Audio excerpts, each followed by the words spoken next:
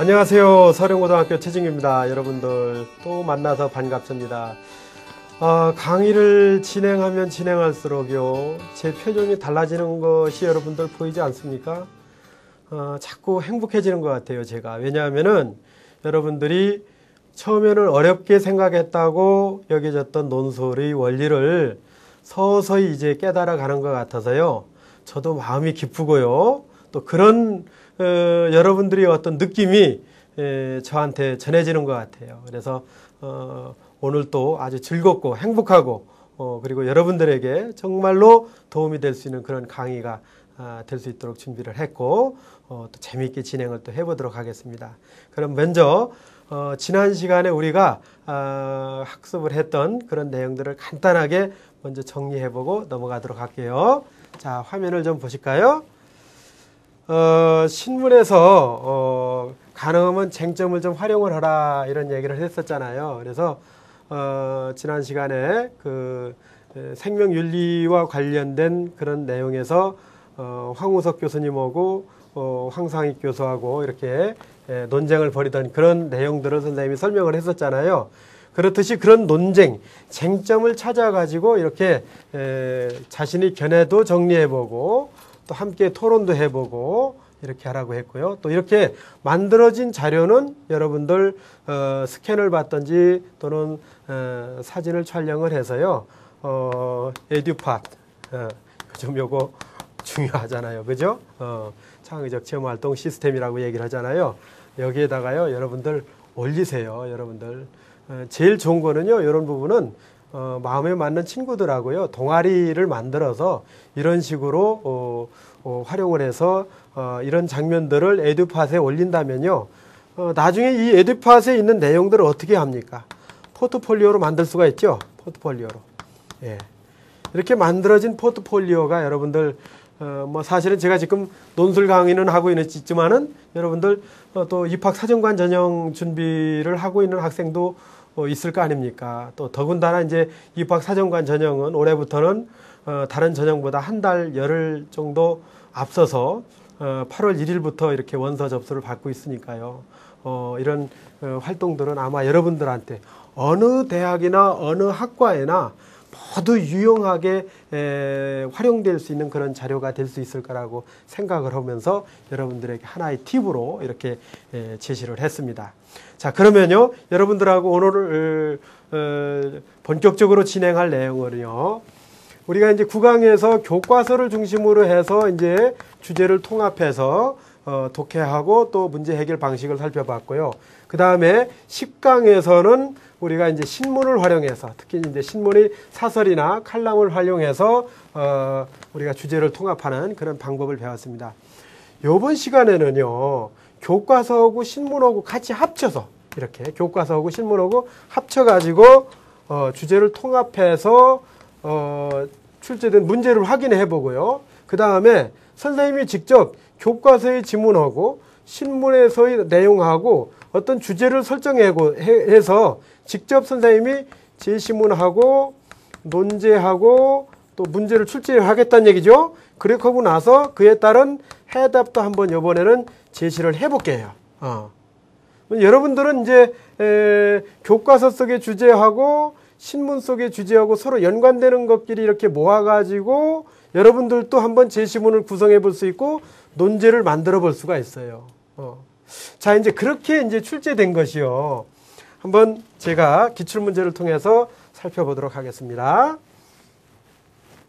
자, 이 제시문, 여러분 몇 번째 지금 보고 있는 제시문이죠. 서울대학교 문항 3번이었었죠. 상당히 이 문제 때문에 그 당시에 시험을 치렀던 학생들이 많이 어려워했다 이런 얘기를 했는데요. 한옥을 중심으로 우리 시대의 전통문화의 계승과 변동이 이루어지는 양상에 대해서 논술하시오. 키워드는 전통문화지요. 근데 무엇? 한옥을 중심으로 해서 이루어진다 이런 얘기네요. 그리고 이제 requirement, 요구사항을 줬어요. 문화재 한옥과 한옥마을 한옥은 한옥으로서의 진정성을 유지하고 있는가? 진정성이라는 얘기 나왔잖아요. 예. 그러니까 옛날에 살던 한옥하고 지금 이런 식으로 만들어 놓은 한옥이 과연 진짜 그 예전에 우리 한옥으로서의 진정성을 유지하고 있느냐. 그러면 진정성이라는 것이 무엇이냐에 대한 얘기가 지문에 나와야 될 거 아닙니까, 이게? 그렇죠? 그런 생각을 해볼 수가 있겠죠. 그래야 이제 이 글을 쓸 수 있겠죠. 그 다음에 한국식 아파트에서 찾을 수 있는 한옥의 요소는 무엇인가? 그러면 한국식 아파트의 어떤 특징이 뭔가 나와야 될 거 아닙니까? 그렇겠죠. 한국식 아파트가 갖는 특징이요. 이제 그런 내용들이 아마 주어질 거예요. 그 다음에 가옥의 구조하고 우리 인간의 삶의 방식은 서로 어떤 영향을 미치고 있는 건지요. 요 내용도 당연히 제시문 속에 뭔가 주어져야 되겠죠. 그런 내용입니다. 논제는 이제 현재 이렇게 나왔고요. 이때 이 문제의 특징 중에 하나가 바로 뭐냐면 이렇게 논제를 주고도 그 다음에 논제 밑에다가 뭐를 줬냐면요. 자료를 줬어요. 예, 자료를 함께 살펴보시면요. 자, 이렇게 자료 1에는 문화재 한옥과 한옥마을의 한옥인데요. 가에 문화재로 지정된 조선 후기 한옥의 외관과 내부 이랬어요. 요거는 이제 문화재로 지정된 한옥이네요. 겉으로 보기에는 뭐 당연히 한옥이죠. 근데 이제 내부를 보니까요. 물론 뭐 마루는 있긴 한데 좀 현대식으로 변화가 된 것 같죠. 그 다음에 서울시 북촌에 있는 한옥마을의 한옥의 외관과 내부인데요. 역시 뭐 겉모습은 우리 전통 한옥의 모습을 그대로 하고 있습니다. 그런데 내부를 보니까 뭐 마루는 있긴 한데 여기 뭐 소파도 있고요. 그래서 좀 우리 현대식으로 좀 이렇게 변화를 시킨 그런 내용들을 우리가 확인할 수가 있는 거네요. 자, 그렇죠? 그 다음에 자료 두 번째 거를 보겠습니다. 두 번째 자료는요. 당연히 한국식 아파트의 구조가 아까 나왔는데요. 그 구조가 주어져야 되겠죠. 두 번째 자료에서는 전통 한옥의 평면도 하고 현대 한국식 아파트의 평면도 하고 현대 미국의 아파트의 평면도 하고 이렇게 세 가지가 나왔어요. 그러면요. 먼저 전통 한옥하고 우리 현대 한국의 아파트의 그 어떤 그 연관성을 한번 살펴보면요. 텐마루라고 된 부분이 있잖아요. 이렇게 텐마루 앉아서 걸터 앉아서 있을 수 있는 부분이요. 근데 이 부분이 아파트에서는 이런 식으로 발코니하고 서로 연관성을 갖고 있네요. 그 다음에 부엌은요. 예전에 이제 그 여성들이 이제 부엌에 가서 일을 할 때는 좀 외진 공간에서 이렇게 일을 했었잖아요. 그렇듯이 부엌이 이쪽에 있듯이 현대 한국식 아파트의 부엌도 있죠. 한쪽 구석에 이렇게 같이 있는 모습을 볼 수가 있는 거고요. 마루는 이렇게 가운데에 있듯이 한국식 아파트의 거실도 이렇게 가운데에 함께 있는 걸 알 수 있습니다. 그런데 미국의 아파트는 이 테라스라고 해서요, 이 발코니 역할을 하는 것이 아주 굉장히 좁거든요. 그 다음에 여기 주방입니다. 이게 주방이 거의 가운데쯤에 있죠. 그런 걸 본다라면은 분명히 어떤 그 주택 평면도 상으로 보면은 미국의 아파트하고 우리 한국의 아파트하고는 차이가 있고 우리 한국의 아파트는 전통 한옥의 구조하고 상당한 연관성을 갖고 있다라는 것들을 우리가 일단은 확인할 수가 있습니다. 이렇게 해서 이제 논제를 확인했고요. 그 다음에 이제 제시문을 한번 같이 볼게요. 자, 분명히 얘기하지만요. 제가 교과서하고 그 다음에 신문에 나온 내용을 통합한 문제라고 얘기를 했어요. 자, 가번입니다. 가번은 사회문화 교과서에 나온 건데요. 우리 민족의 문화는 조상들이 이거 띄웠어야 되는 거죠. 자연 환경 및 사회 환경에 적응하면서 쌓아온 지혜와 생존 전략의 결정체이다. 오늘날에는 생활 환경이 예전과는 크게 달라졌을 뿐 아니라 외래 문화가 대량으로 유입되어 전래의 민족 문화에만 안주할 수 없게 됐죠. 그렇죠. 문화는 살아있는 생물체잖아요. 그래서 끊임없이 변화할 수밖에 없는 건데요. 뭐 전통 문화도 역시 마찬가지겠죠. 어떤 사람은 앞으로 우리 민족 문화의 정수가 유지될 수 있을지 염려하기도 하는데요. 외래 문화의 홍수 속에서 전래되어 온 민족 문화의 정수를 창조적으로 발전시키려는 노력이 절실하다. 그러니까 민족 문화를 예전 거를 그대로 그냥 유지하자라는 것이 아니라 창조적으로 뭔가 이제 변화를 해 가면서 민족 문화를 유지하려는 노력이 필요하다라는 얘기인데 아주 뭐 여러분들 이해하는데 아주 어렵지 않은 지문 아닙니까? 사회문화 교과서에 나오는 그런 지문입니다. 그 다음에 아까 논제에서 진정성 얘기가 있었는데요. 당연히 제시문에 제가 진정성 얘기가 나와야 된다고 했죠. 자, 진정성은요. 전통 문화의 계승에서 중요한 개념이라고 얘기를 했어요. 예. 어떤 문화가 핵심적 요소를 유지, 보존, 전승하고 있을 때 그 문화는 진정성이 있다고 말하는 거예요. 아, 진정성이라는 거는 어떤 문화가 핵심적인 요소를 가지고 있을 때, 그거를 전승하고 있을 때 그게 진정성이다라고 얘기를 하는 거예요.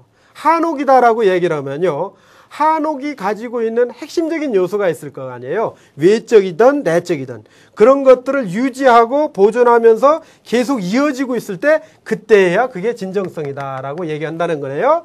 그런데 어떤 문화에 있어서 핵심적 요소가 과연 무엇인가, 또 그것이 어느 정도까지 유지되어야 하는가는 여전히 논란거리로 지금 남아있다라는 얘기죠. 정도의 여부에 대한 그 판단이 아직은 이제 논쟁 상태에 있다는 얘기죠. 그리고 이제 이에 대한 판단은 그 시대의 문화 공동체 내부의 합의를 통해서 이루어지며 당연히 그래야 되겠죠. 기계적이거나 획일화된 판단 기준은 있을 수 없다라는 얘기네요. 아마 이 지문은 서울대 출제진에서 직접 쓴 그런 지문으로 보여집니다. 그 다음에 답은 지문은 한국지리 교과서에서 나오는 건데요. 한옥은 일반적으로 구들, 온돌과 마루를 함께 갖추고 있다. 온돌과 마루가 공존하게 된 것은 한반도가 추운 겨울과 따뜻한 여름을 모두 가지고 있기 때문에 그런데요. 한편 서울특별시 한옥지원 조례는 한옥을 주요 구조부가 목조 구조로서 한식기와를 사용한 건축물 중 고유의 전통미를 간직하고 있는 건축물과 그 부속시설로 한정하고 있다, 이렇게 얘기를 했어요. 그러니까 고유의 전통미를 갖추고 있는 건축물, 그거에 한정을 하고 있다라는 내용, 한국지리 교과서에서 가져온 내용입니다. 다음 지문 보겠습니다. 자, 요 부분인데요. 최근 들어 지방자치단체들의 한옥마을 조성 사업이 서울과 전주 등을 중심으로 활발하게 전개되고 있다. 이 사업의 주요 골자는 낡은 한옥들을 보수 개축하는 것은 물론 신축하는 것에 대해서도 비용을 지원하는 것이다. 서울시는 2000년부터 북촌 가꾸기 사업을 통해 가해동 일대 한옥마을을 조성하고 있다. 이 한옥들이 외관은 전통 한옥의 품격을 유지하면서도 내부 공간 구설과 설비에는 현대적인 요소가 가미되어 있다. 이거 지난번 강의에서 선생님이 이 지문 설명을 해준 적이 있지요. 그렇기 때문에 빨리 읽어 나가겠습니다. 서울시는 이 사업을 다른 한옥 밀집 지역으로 확대하여 역사도시로서의 문화적 정체성을 부각시키려 하고 있다. 전주시도 2002년에 한옥보존 지원 지례를 제정하여 교동 및 풍남동 등지의 한옥들을 계획적으로 보존 정비하고 있다. 또 이곳에서 한옥체험관, 세계박물관, 판소리 공연장, 전통문화상품 전시장 등을 설치하여 이 지역을 전통문화의 중심지로 육성하려 하고 있다. 이거 언론, 신문에서 가져온 기사라고 얘기했죠. 지난번에도. 자, 그 다음에 문학교과서에서 가져온 그 내용인데요. 여운한 골족이라는 작품이 있잖아요. 요거 산문시인데요. 명절날 나는 엄매 아베 따라 우리 집 개는 나를 따라 친할머니 친할아버지, 이거 아버지의 이제 외가거든요. 있는 큰 집으로 가면 밤이 깊어가는 집안엔 엄마는 엄마들끼리 아랫간에서 아랫방에서요 웃고 이야기하고 아이들은 아이들끼리 웃방 한 방을 차지하고서 이제 이 조화질하고 쌈방이 굴리고 발이 깨돌림하고 호박대기하고 제비손이 구손이하고 이런 것들이 다 예전에 했던 어린 아이들이 놀이 이름이에요. 전부 다 놀이. 이렇게 화디 이제 등잔을 받치는 기구예요. 그 사기방등에 심지를 몇 번이나 돋우고 새벽닭, 홍게닭이 몇 번이나 울어서 졸음이 오면은 아랫목 싸움. 왜냐하면 아랫목이 따뜻하니까요. 자리싸움을 하면서 히끅거리다가 잠이 든다. 그래서는 문창에 턱납새라는 건 이제 그 처마에 있는 그런 그 받침대거든요. 그 그림자가 치는 아침 신우이 동새들이 욱적하니 흥성거리는 부엌으로 샘문 틈으로 장지문 틈으로 무의징객국, 이 새우를 넣고 끓인 물을 넣고 끓인 그 국을 끓이는 맛있는 냄새가 올라오도록 찬다.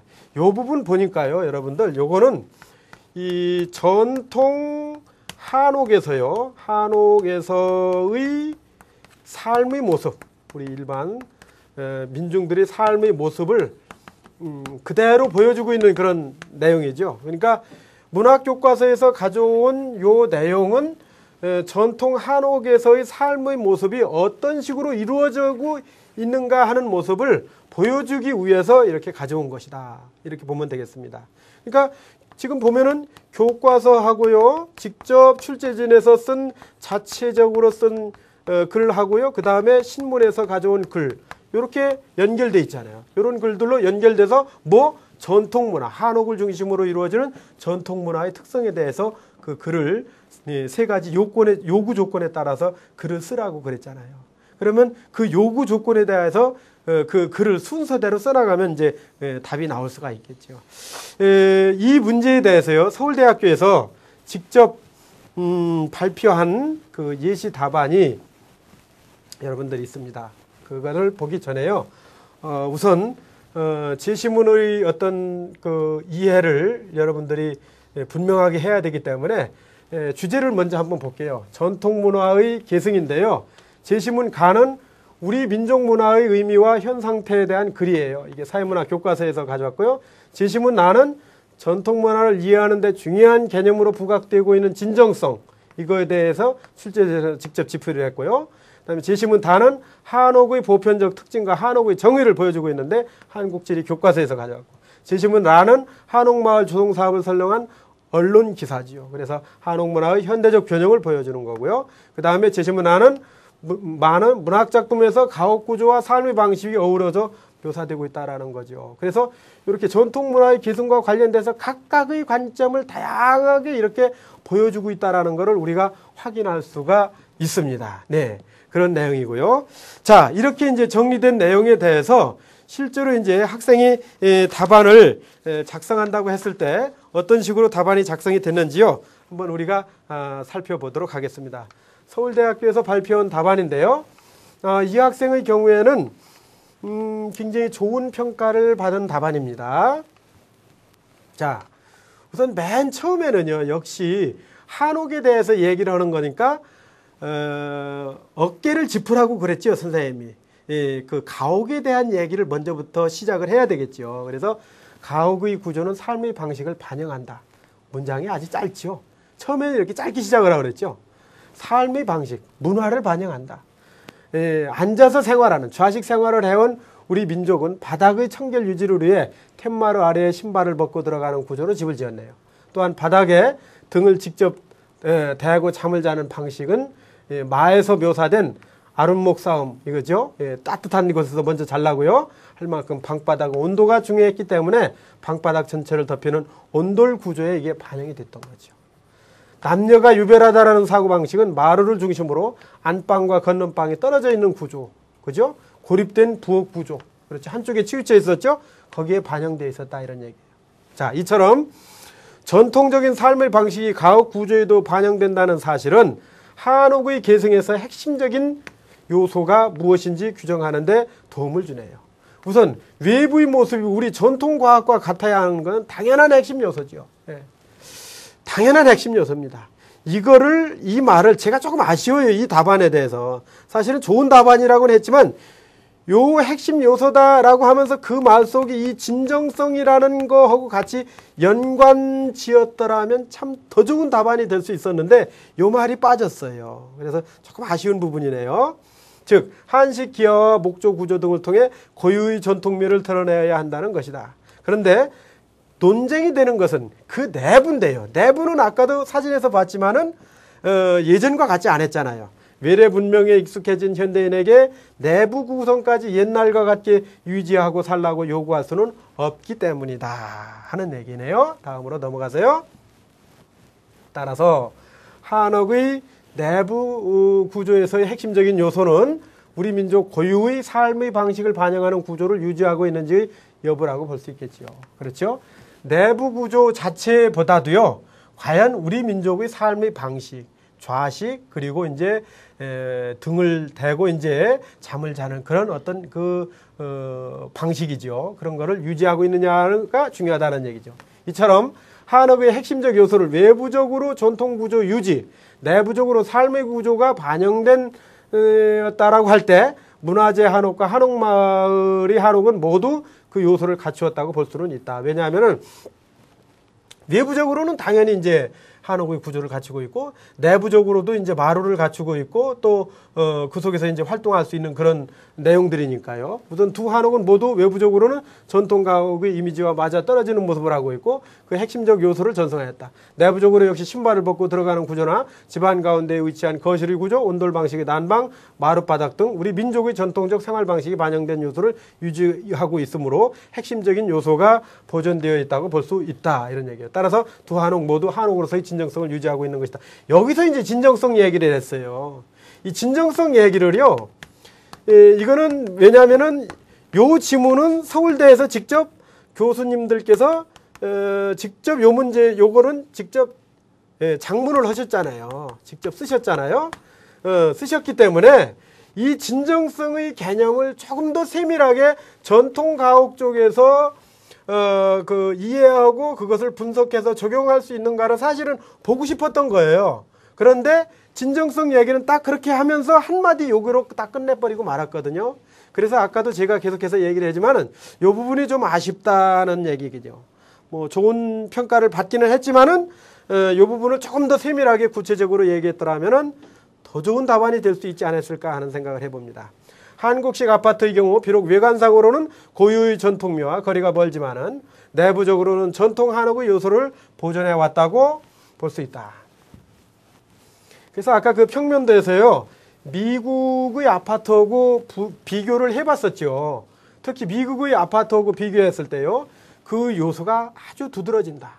테라스보다 넓은 발코니 넓었죠. 전통 한옥의 툇마루를 연상시키며 한쪽으로 치우친 미국의 거실과는 달리 한국의 거실은 전통 한옥에서의 위치와 비슷한 위치에 있다. 또한 신우의 동서들, 즉 여자들만 출입해왔던 부엌은 미국에 비해 전통 한옥처럼 구석에 치우친 것을 알 수 있다. 아까 평면도에서 있었던 내용들을 그대로 그 특징들을 여기다 설명을 해주고 있죠.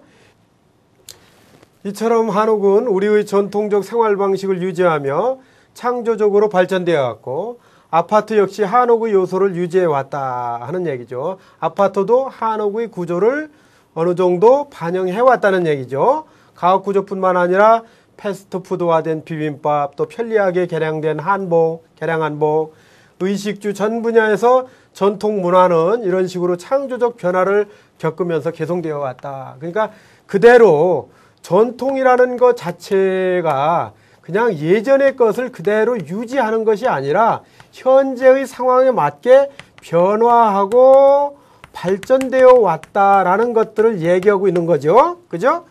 이러한 현상은 고유의 문화를 퇴색시킨다는 비판을 받기도 하지요. 뭐 그럴 수도 있겠죠. 왜냐하면은 과거에 우리가 지켜져 오던 것들이 현대적으로 바뀌다 보니까 그 속에서 이제 어떤 혼란이 발생할 수도 있겠죠.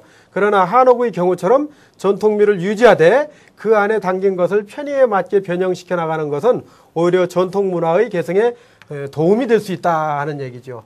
겉모습은 그렇게 하지만은 현대적인 생활 방식에 맞게끔 우리가 변형해서 활용하는 것은 오히려 그것이 전통 문화를 창조적으로 개성하는 데 도움이 되지 않겠느냐라는 것이 이 학생의 견해입니다. 따라서 이후에 중요하죠.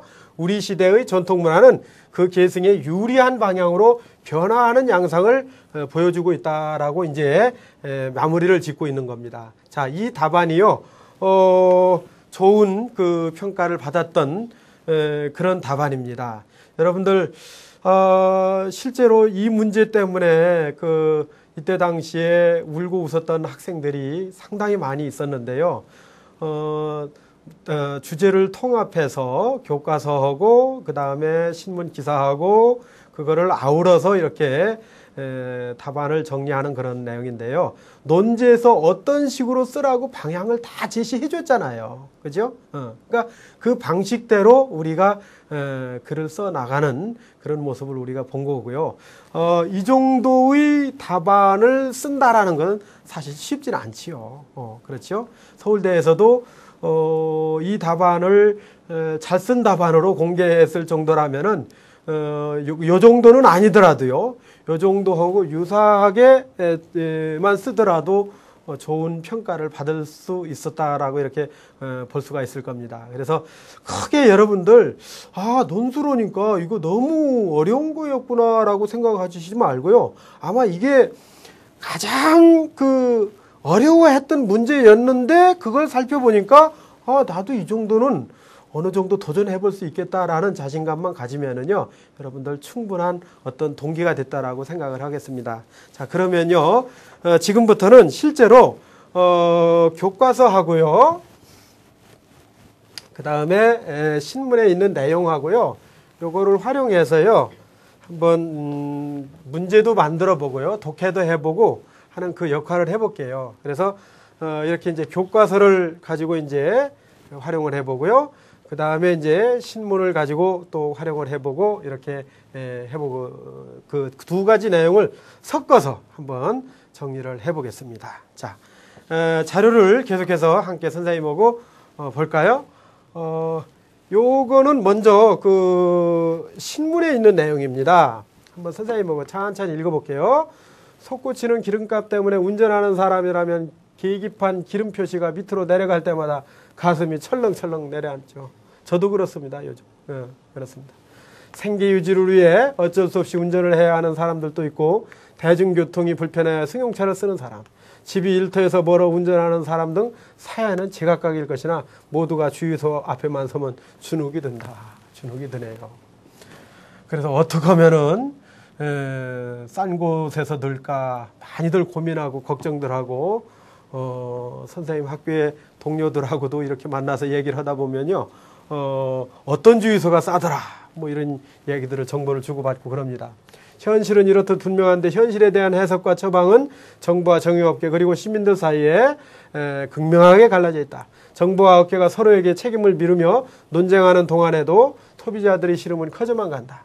이제 복잡한 논쟁은 접고 고유가 시대를 극복하기 위해서, 자, 고유가 시대네요. 이게 어떻게 해야 하는지 솔직하고 단순하게 문제를 풀어갔으면 한다. 우선 높은 기름값을 유지하고 있는 고유가 시대에 웃는 자가 누구고, 기름값이 높으면은 분명히 웃는 자가 있을 것인데 그게 누구고, 우는 자는 누군지, 우는 자는 분명하지요. 예, 넘어갑니다.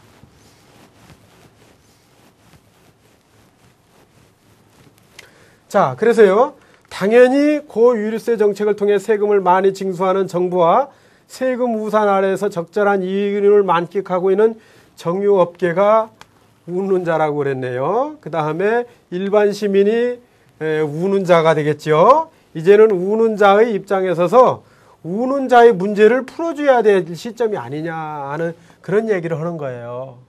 우선 정부는 열린 마음으로 유류세 인하, 이게 참 중요한 말이네요. 이게 우리나라 기름값의 많은 부분은 이 유류세가 차지하고 있잖아요. 이 방안을 제시하는 거예요. 유류세 인하를 이제 조심스럽게 검토해야 될 때가 아니냐 하는 얘기를 합니다.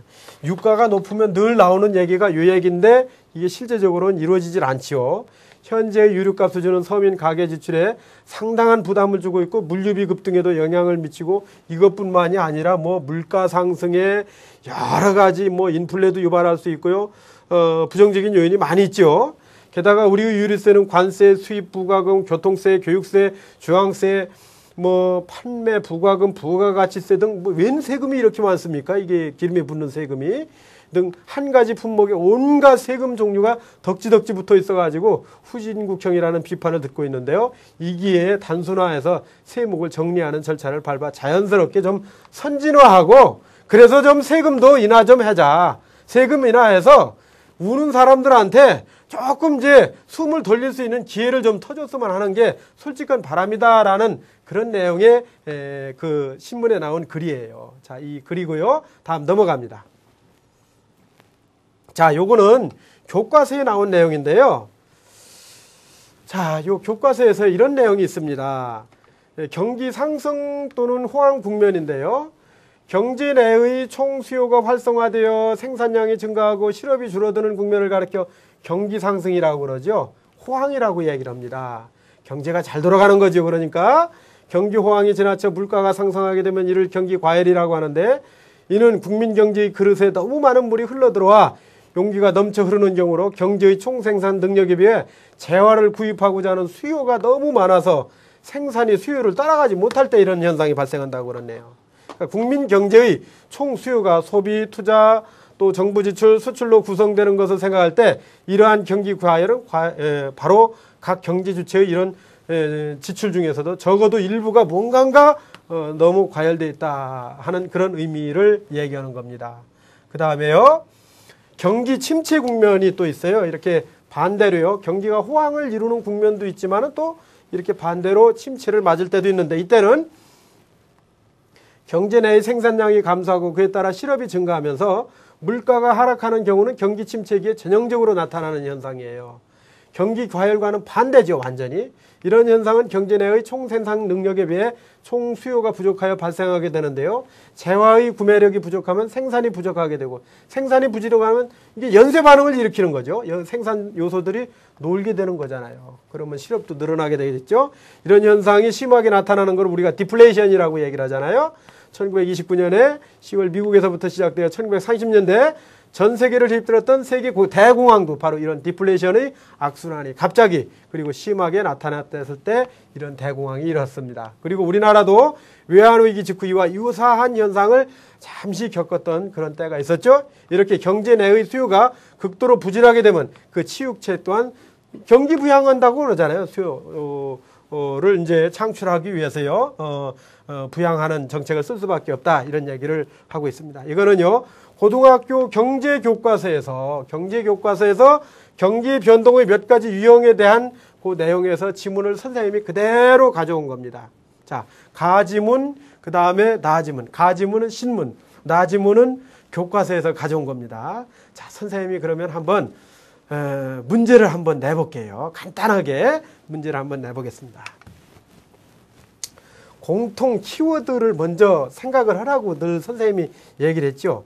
선생님이 신문에서 이 기사를 가져온 거하고 교과서에서 이 내용을 가져온 거는 뭔가 이 키워드, 뭔가 공통적인 주제가 있다고 생각했기 때문에 이거를 가져온 거죠. 그게 뭔가를 여러분들 한번 잠깐 생각해 보세요. 자, 생각해 보시고요. 그 다음에 넘어가면요.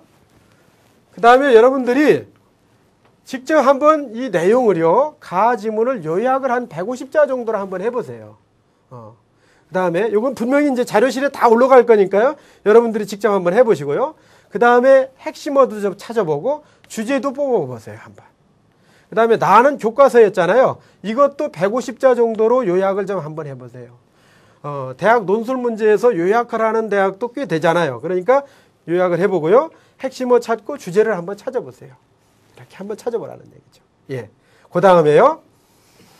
자, 이제 이렇게 해서 이걸 선생님이 한번 문제를 내봤어요. 이렇게. 자, 이렇게 도표도 써가면서 문제를 내봤습니다. 아래 도표 1에 나타난 상황. 자, 문제 상황이에요. 어떤 상황이냐면 소매 유통업 경기 전망 지수인데요. 그 경기 전망 지수가 계속 나빠지다가 해가 바뀌면서 2007년도 2분기 들어서 조금씩 올라가기 들어서 경기 전망지수 추이가 조금씩 나아지기 시작한다라는 그런 거를 확인할 수가 있습니다. 그 다음에 제시문 나의 경기 변동과 관련지어 분석한 후, 그렇죠? 그 두 가지 부분이 있었지요. 경기 호황과 또 경기 침체 두 부분이 있었죠. 그런 측면에서 이걸 분석하라는 얘기죠. 그 다음에 정책 담당자 입장에서 도표 2를 참조하라고 그랬어요. 도표 2는 기업들이 정부에 바라는 하반기 정책의 역정 과제는 항상 언제나 이렇게 여러 가지 그 통계 자료만 나오면요. 항상 1등을 먼저 보세요. 항상 제일 중요한 게 1등이거든요. 나머지 거는 여러분들 신경을 거의 안 써도 됩니다. 77.8%가요. 경기 활성화가 중요하다 하는 얘기를 했네요. 도표 2를 참조하여 제시문 가에 나타난 고유가 문제의 해결 방안을 논술하시오. 이렇게 썼습니다. 자, 이렇게 선생님이 문제를 출제를 했거든요. 그래서 한 600자 정도로 써보라 이렇게 합니다. 자, 이런 정도의 문제를 여러분들이 풀 수 있으면요. 어느 대학 논술 문제도요. 뭐 쉽게 해결할 수 있다라고 생각을 합니다. 근데 선생님이 출제를 했다고는 하지만은요. 여러분도 출제를 할 수가 있어요. 왜냐하면 가능하잖아요. 이유가 있잖아요. 아까 이제 교과서에서 주제를 통합해서 어떤 주제를 통합해서 지문을 모았잖아요. 그 다음에 신문을 보면서 어떤 시사적인 내용을 통해서 주제를 또 모았잖아요. 관련되는 거, 연관되는 것끼리 같이 한번 묶어보세요. 이렇게. 묶어보신 다음에요. 여러분들도 한번 당연히 묶을 때는 무엇을 전제로 해서 묶는 거예요? 키워드를 통해서 묶는 거겠죠. 주제를 통해서 묶는 걸 거 아니에요.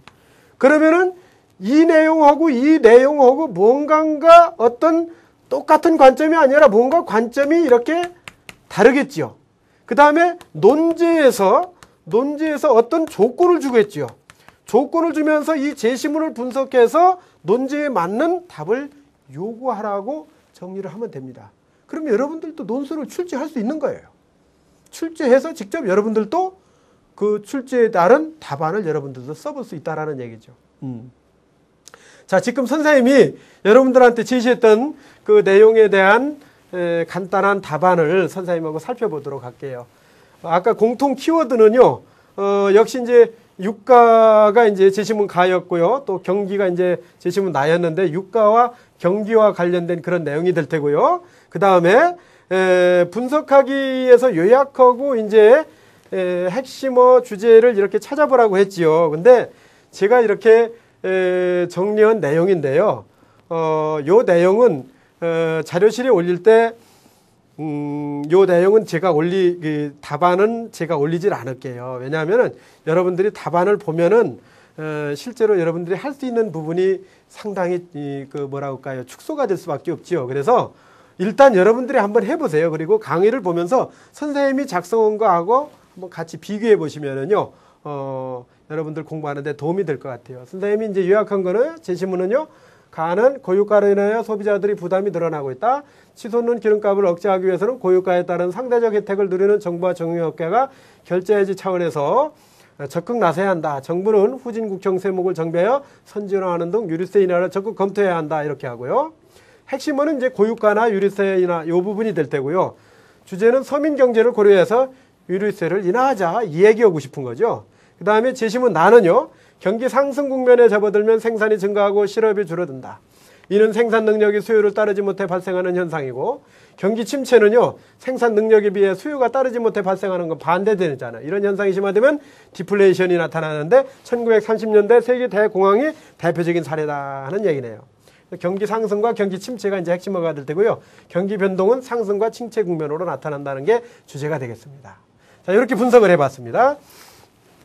그리고 나서 이제 세 번째 문제가 있었죠. 세 번째 문제에 대한 600제 나회로 이제 답을 쓰는 건데요. 선생님이 한번 써봤어요. 서민들이 느끼는 최강 경기는 소매 유통업에서 시작된다는 말이 있다. 도표 1을 보면은 2006년 하반기부터 경기 전망 지수가 100 이하로 떨어지면서 경기 침체 국면에 빠져들었으나 올 2분기부터 2007년이죠. 서서히 회복되고 있음을 알 수 있다. 특히 3분기는 경기 전망 지수가 더욱 올라갈 것으로 보여 경기 호황에 대한 기대감이 높다. 여기까지 한 단락이에요. 각 부분에서 소비가 늘어나고 증시가 화랑세를 보이는 등 경기 회복을 반영하는 요인들이 꾸준히 늘어나고 있으나 한편으로는 기업이 설비 투자가 줄어들고 수출이 큰 폭으로 감소하는 등 경기 하강 조짐도 뚜렷하기 때문에 경기 회복에 대한 전망은 아직 시기상조라고 볼 수 있다.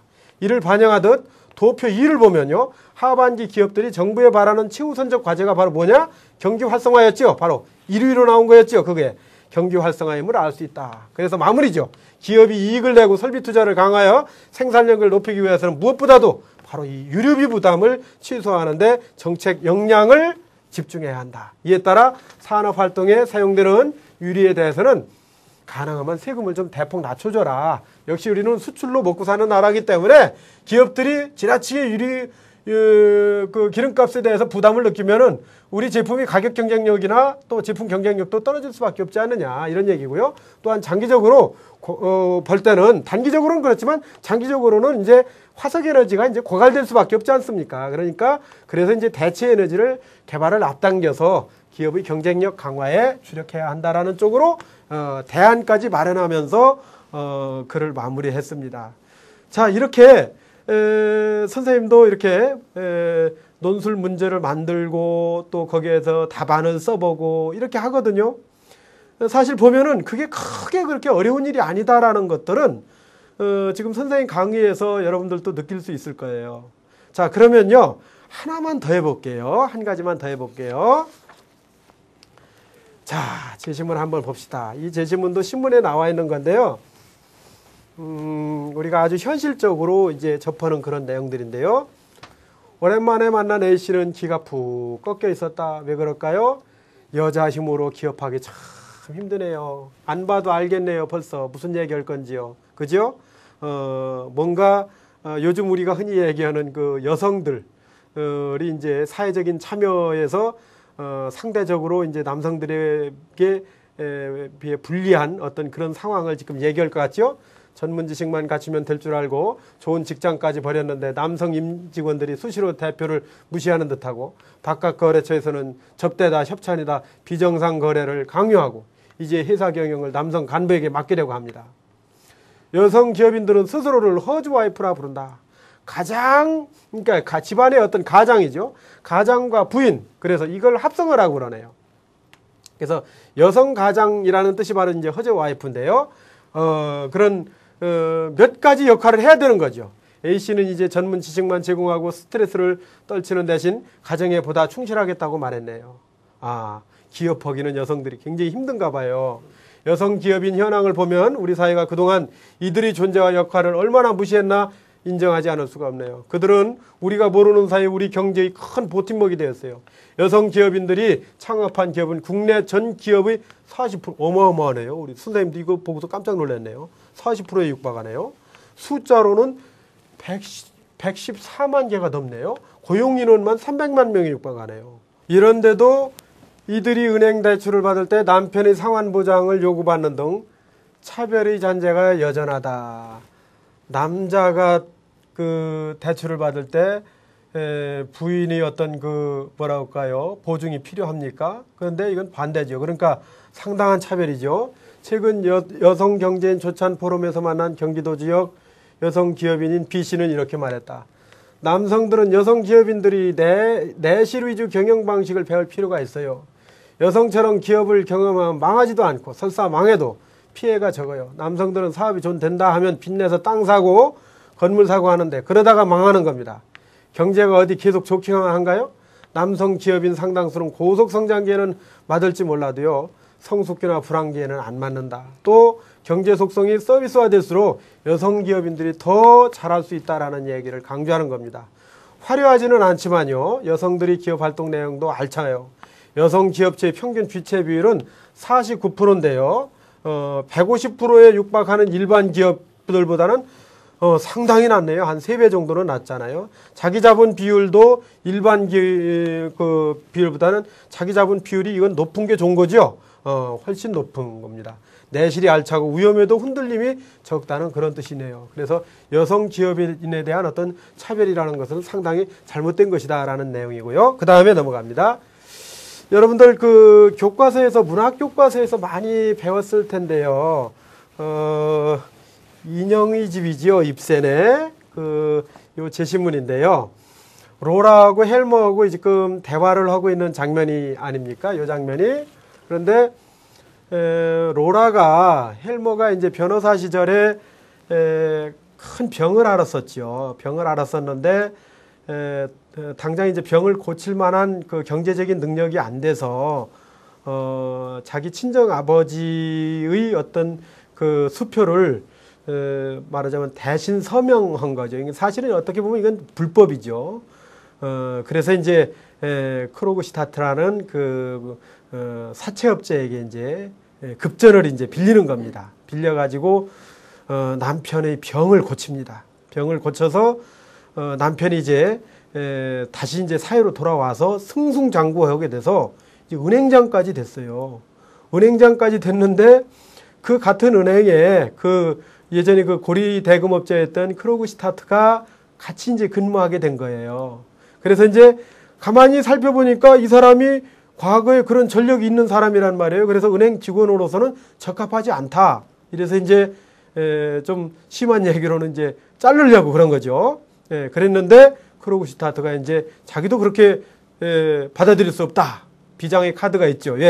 예전에 받아둔 그 수표가 있죠. 그래서 당신 아내가 이렇게 그 서명을 위조해 가지고 돈을 빌려간 사실을 알면은 당신은 사회적으로 매장될 것이다. 이렇게 협박을 합니다. 그렇게 해서 당연히 헬머도 놀랐겠죠. 그래서 집에 와서 이제 아내한테 로라에게 물어봤겠죠. 물어봤는데 로라도 이제 당시로서는 어쩔 수가 없었던 일이었다라는 거죠. 남편을 죽게 내버려 둘 수는 없잖아요. 그래서 결국 고치기 위해서 이제 그런 일을 한 거였던 거죠. 그렇게 했는데 그렇다면은 헬머가 오히려 로라에게 그런 어떤 사연이 있었다는 걸 알면서 로라를 위로해주고 이렇게 했어야 되는데 그게 아니라 오히려 로라를 질책합니다. 질책을 하면서 도덕성 문제까지도 이제 거론하게 되고 이렇게 됩니다.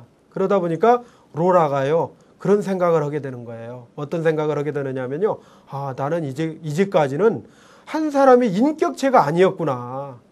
어떤 겉모습은 사람의 모습이었지만은 그냥 필요할 때만 가까이 두고 있는 그 마치 인형 있잖아요. 그 인형의 모습으로 내가 살아온 것이 아니냐. 이렇게 얘기하면서요. 지금 바로 이 장면이 그런 얘기예요. 이제는 로라가 나도 내 삶을 살기 위해서 한 사람의 인격체로서 그 인격을 가진 사람으로서 진정한 삶을 누리기 위해서 이 집에서 나가겠다 이런 얘기를 지금 하는 거예요. 나가겠다고 그러잖아요. 그러니까 헬머가 여기 보세요. 무슨 정신 나간 짓이요 이렇게 얘기를 하잖아요. 그러니까 로라가 뭐라고 얘기를 하냐면 앞으로 경험을 얻도록 공부를 하겠다. 인생이라는 건 살아보니까 그런 것들이 아니더라. 그래서 진정한 의미에서의 나의 존재 가치를 확인해 보겠다 이런 얘기예요. 그러니까 헬머가 당신은 가정이 있고 남편이 있고 당신의 아이들까지 있는데 나가다니 이건 세상 사람들이 뭐라고 할 건가요? 이거는 이런 일을 이렇게 얘기하고 있죠. 넘어가면요. 그러니까 로라는 그런 건 개의치 않겠다. 이제는요. 이제는 개의치 않고 나의 길을 가겠다. 그렇게 얘기를 하는 겁니다. 그러니까 헬머가요. 신성한 의무를 저버리겠다는 얘기인가요? 아내로서 해야 될 의무를 저버리겠다는 얘기인가요? 그러니까 신성한 의무라니요. 이렇게 물어보죠. 그러니까 남편에 대한 의무, 아이들을 길러야 될 의무, 남편에 복종해야 될 의무 이런 게 있지 않느냐 이런 얘기를 하는 거예요. 그러니까 로라는 저한테는 그 밖에는 그에 못지않은 신성한 의무가 있습니다. 없어요. 그런 건 없단 말이에요. 도대체 그게 뭐예요? 어디 있는지 말해보세요, 로라. 이렇게 얘기를 하는 거예요. 그러니까 요거는 사실 이 작품을 통해서 서구의 어떤 페미니즘, 여권주의가 이제 시작되었다라고 하는 그런 내용의 작품입니다. 아마 여러분들 문학 시간에 그 공부를 했기 때문에 아주 친숙한 그런 작품이라고 생각을 합니다. 자, 역시 마찬가지로 공통 키워드를 살펴볼 거고요. 그 다음에 똑같이 이제 가작품의 내용을 가글의 내용을 요약하고 핵심어 주제를 찾아보고요. 또 나작품을 이제 150자 정도로 요약해보고 핵심어 주제를 여러분들 한번 찾아보세요. 이렇게 정리해 보시고요. 그 다음에 요 문제는 이제 서술하기 문제인데요. 논술하기 800제 정도로 쓰는 문제거든요. 재심은 가의 문제 상황이 뭐예요? 여성 기업인이 차별을 받는 거였잖아요. 그죠? 여성 기업인이 차별을 받는데 재심은 나에서 찾아 분석하라. 나에서 찾아서 분석했을 때 나에서 가장 큰 문제가 뭐예요? 남성 중심의 가부장제지요. 남성 중심의 가부장제 사회. 이런 것들이 이제 가장 큰 문제였잖아요. 그런 것을 이제 분석을 해주고 난 다음에 아래 자료를 논고로 삼아 바람직한 대안. 그럼 어떤 대안을 해야 될 것이냐? 그 대안이라는 거는 결국 궁극적으로 이제 남녀가 이제 서로 평등하게 되는, 말하자면 차별이 없어지는 그러한 사회가 돼야 된다라는 거잖아요. 그러기 위해서는 역시 재심은 가에서는 남자 여자의 그 고용의 문제가 이제 발생하고 있는데 이 자료에서는 이제 그런 내용들을 이제 확인할 수가 있는 겁니다. 미국이나 아이슬란드나 이런 노르웨이, 덴마크, 핀란드, 스웨덴 이런 국가들은 고용차가 거의 없어요. 이렇게 보면은 고용차가 거의 없습니다. 이런 나라들은 어때요? 출산율도 높죠. 그런데 이렇게 그리스나 또는 스페인, 이탈리아, 일본 이런 나라들은 고용차가 굉장히 큽니다. 남녀 간의 그런 고용 평등이 상당히 떨어져 있다라는 얘기가 되겠죠. 이렇게 떨어져 있는 나라들일수록 남녀 고용이 완전하게 평등하게 이루어졌을 때 국민 총생산인 GDP가 이만큼 올라갈 수 있다라는 것을 보여주는 거예요, 여기서. 그러니까 쉽게 얘기하면 이 자료는 무슨 얘기냐면은 남녀 고용 평등이 동등하게 또는 거의 동등한 수준에 접근하면 접근할수록 국가 경제에는 상당히 득이 된다라는, 이익이 된다라는 그런 것들을 보여주는 구체적인 자료다, 이렇게 얘기할 수가 있겠습니다. 그러면요, 구체적으로 지금 선생님이 출제한 문제에 대해서요, 한번 내용 답안을 살펴볼까요? 공통 키워드는 역시 이제 여성에 대한 편견이 되겠죠. 그리고 나서 그 다음에 이제 분석하기로 갈게요. 요것도 자료실에는 내가 답을 안 올립니다. 가는 사회적 편견으로 인한 회사 경영에 어려움을 겪고 있는 여성 기업인들은 스스로를 허즈 와이프라 부른다. 여성이 창업한 기업은 우리 경제의 든든한 버팀목이 되고 있으나 아직도 사회적 차별에 시달리고 있다. 여성 기업인은 무리한 확장보다는 안정된 경영으로 기업의 내실을 다지는 장점이 많다, 이렇게 얘기했죠. 차별이 핵심어가 될 테고요. 여성 기업체의 장점과 사회적 차별이 주제가 되겠습니다. 그 다음에 두 번째 작품은 노라는 아내와 어머니로서의 위치를 박차고 집을 떠나겠다고 선언하죠. 헬머는 자신의 가정에 관심을 보일 세상 사람들의 시선을 두려워합니다.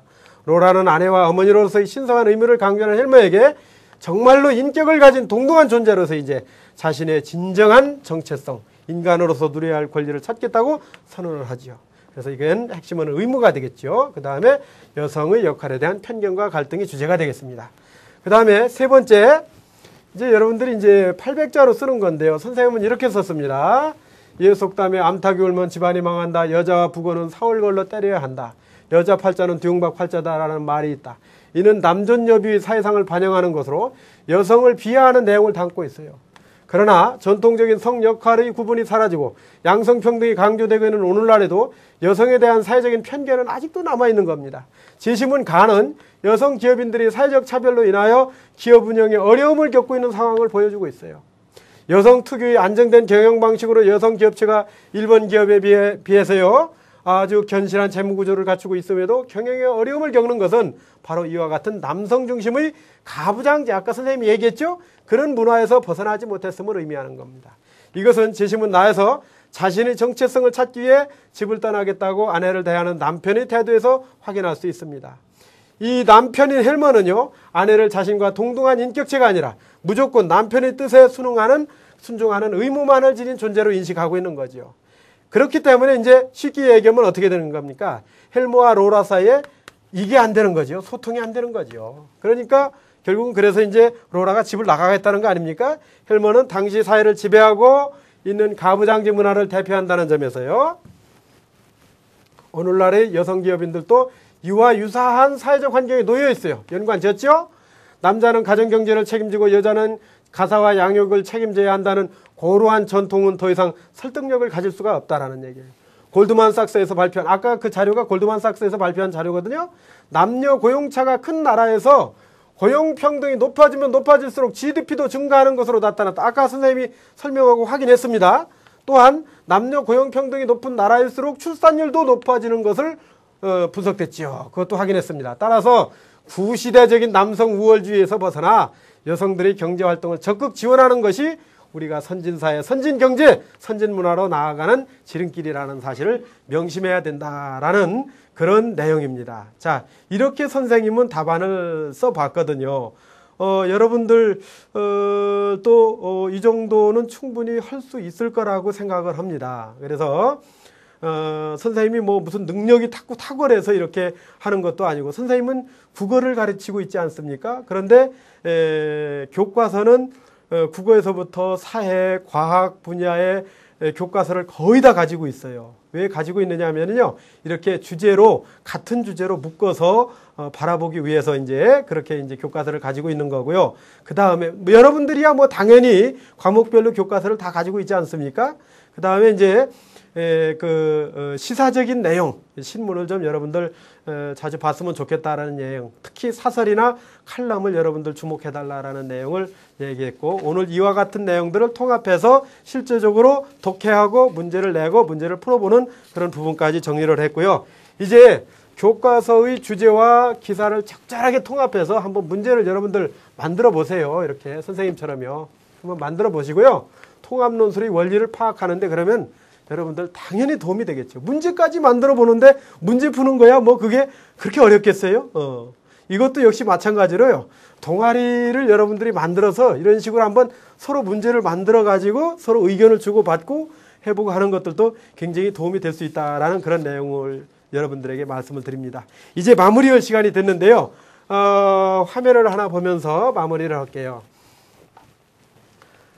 논술은요, 사실은 이게 글이기 때문에요. 읽고 분석해서 자신의 생각을 써야 되는 거기 때문에 여러분들은 사실 선생님의 도움을 받는 것이 상당히 중요해요. 그래서 가능하면요, 여러분들이 글을 쓰고 나서 동료들끼리 서로 봐주는 것도 좋겠지만은 선생님께 이제 자신의 글에 대해서 좀 한번 평가를 해달라고 이렇게 정중하게 한번 말씀을 드려보세요. 그러면은 아마 선생님께서도요, 여러분들의 어떤 글의 능력 또는 글 속의 내용을 이렇게 살펴주실 거예요. 그래서 선생님 학교에 근무하는 우리 선생님하고 우리 학생의 그런 모습인데요.